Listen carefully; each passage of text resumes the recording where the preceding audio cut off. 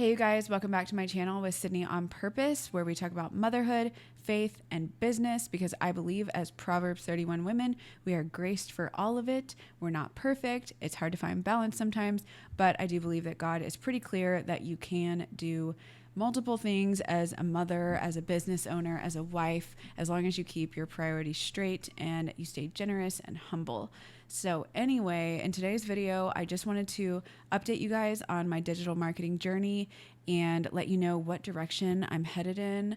It's been a journey, honestly. I feel like buying the roadmap really opened my eyes to so much, to the point to where it was overwhelming.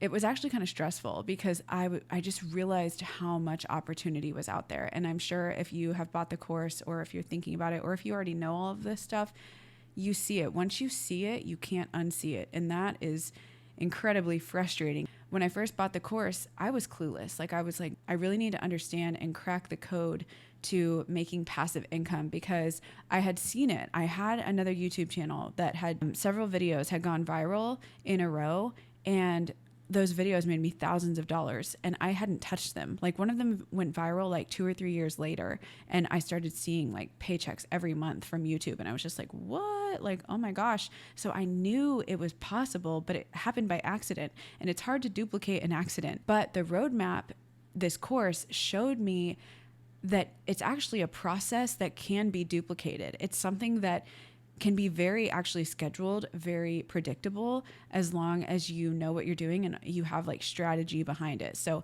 that has been eye-opening for me. All of that to say, I'm thinking about just running in a few different directions, and we're just going to talk about that here on this channel, because I think it's helpful to hear people's journey in real time, because it's hard to hear from gurus who have all arrived, because some of these people, they just seem kind of like out of touch, or they just really talk about the industry like it's just normal for all of us, but it's not. Like, this is a new field and a new way of thinking. And so people like Amy Porterfield, while I think she's so awesome, I often don't find her very helpful, because she's so far ahead that I'm like trying to fill in the gaps. And I'm like, wait a second, lady, I'm not even there to a 10,000 person email list yet. I'm still building mine. And so I just want to tell you guys, like, this course taught me how to do it from the ground up, and to really work through like a lot of my own limiting beliefs. That's a big part of this, is your own limiting beliefs. Cause you're like, man, can I do this? Am I supposed to do this? Is this like, what am I doing? What's my brand? Who am I? What do I want to project into the world?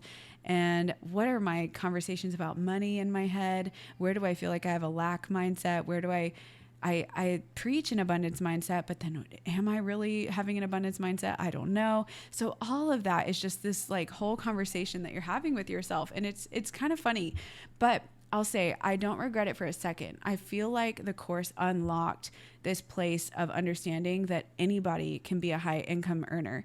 Anybody can. You have to have a model that scales, though. You can't work yourself to the bone. If you're a service provider, you do lashes, you're in the food industry, you're a videographer, a photographer, a creative, a freelancer, a virtual assistant, all of those things. If you are anywhere in the service industry, you can't scale yourself. It's hard. You can hire teams, and at that point your brand might get a little watered down, because it's not you with your skin in the game. Like, they're going to have to represent you in the brand somewhere along the way. Chick-fil-A has done this really well. In-N-Out has done this well. But we've all had bad experiences, even at those brands that we would love to be 100% perfect.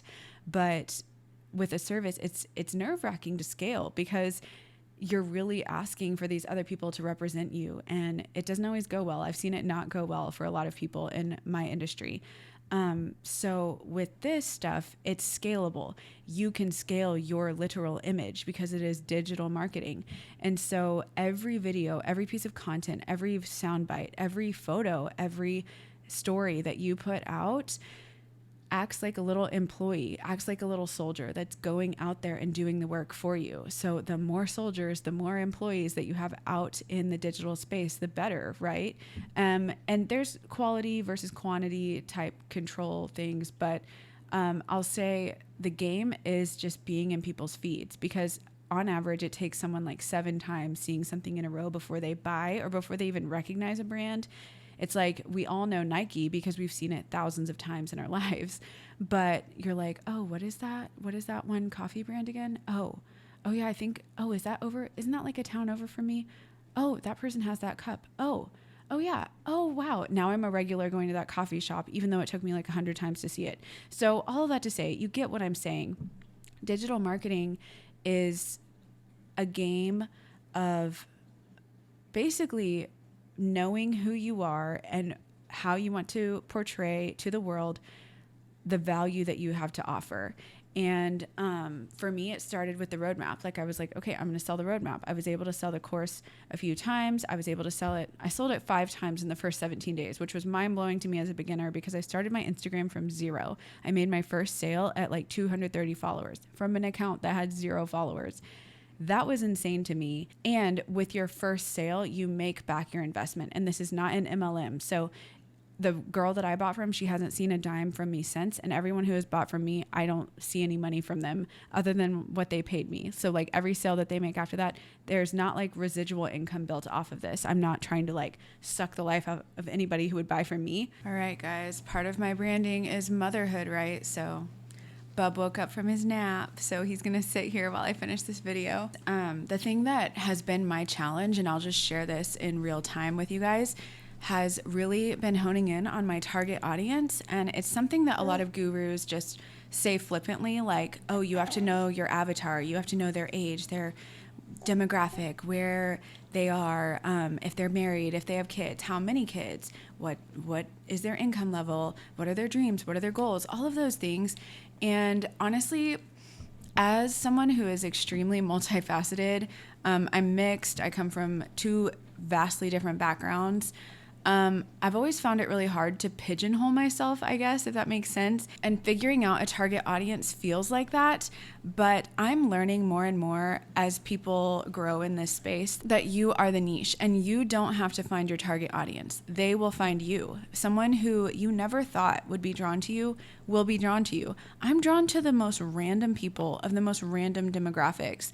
So, and they're all different. Like, think about all the people that you follow. They're probably pretty different. You don't follow one type of person. And so that would mean that all of these influencers should have the same type of avatar if they're all in the same lane, but they don't. They all, old people, young people, people with kids, people without kids, people who are disabled, people who don't speak English, like so many different people, especially music. Think about Beyonce. Like, how many people does Beyonce appeal to?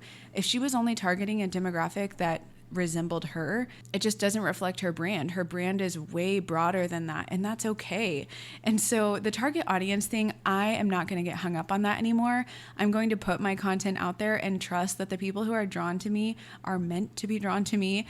So that would mean if you're watching this video, if you're still interested, that's something that I'm really learning. Something that taught me that too is that in our marriage podcast, Josh and I had an avatar in mind. Like, we thought we would be kind of like ministering to people who were kind of in our same stage of life or older, people who didn't really understand the weight of porn addiction, because that's what our podcast is about when in regards to marriage.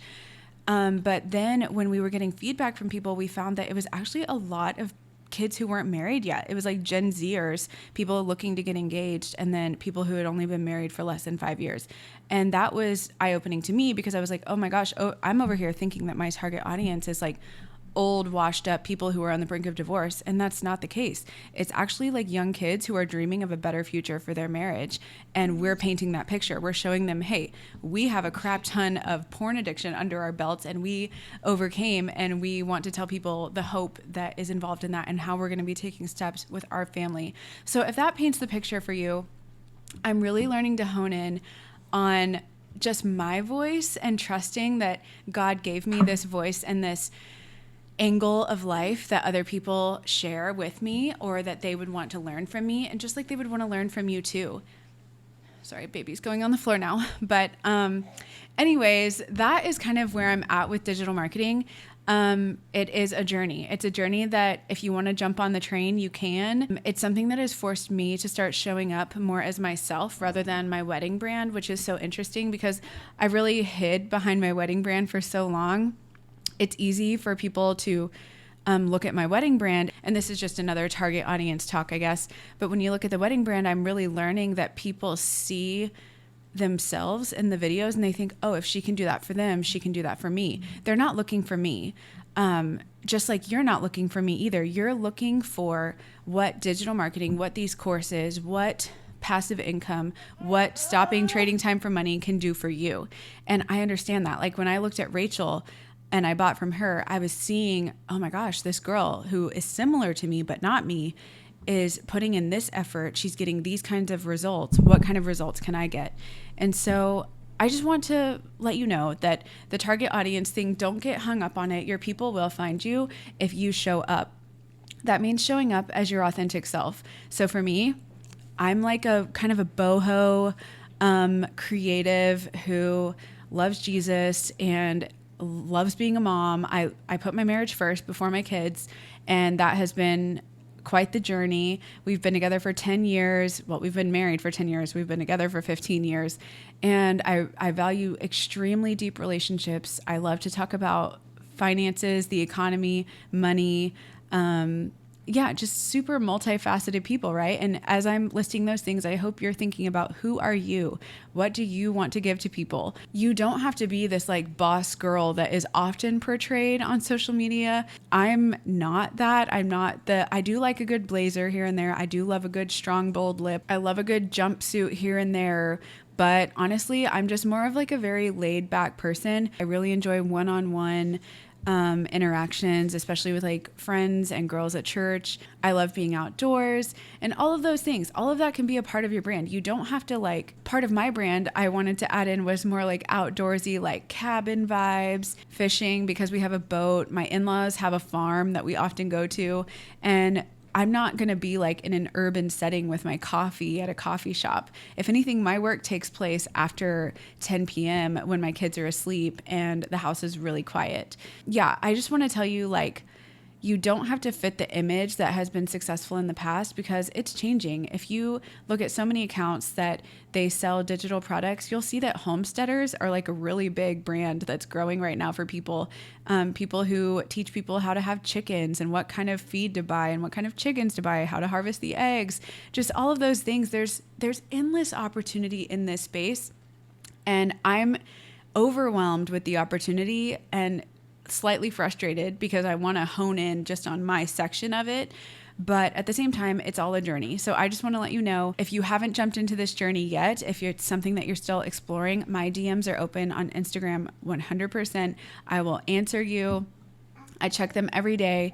And whenever I get a question, I'll usually send back a voice message because it's just easier to respond that way. I feel like it's more personal. But yeah, I'm an open book, and I'll give you a look inside the courses if you're interested. And yeah, if you have any questions, please don't hesitate to ask. It's something that is a new industry. You won't be an expert in it yet. Everybody who's starting in this, especially with these courses with the roadmap, they just launched this year. We're all newbies to this.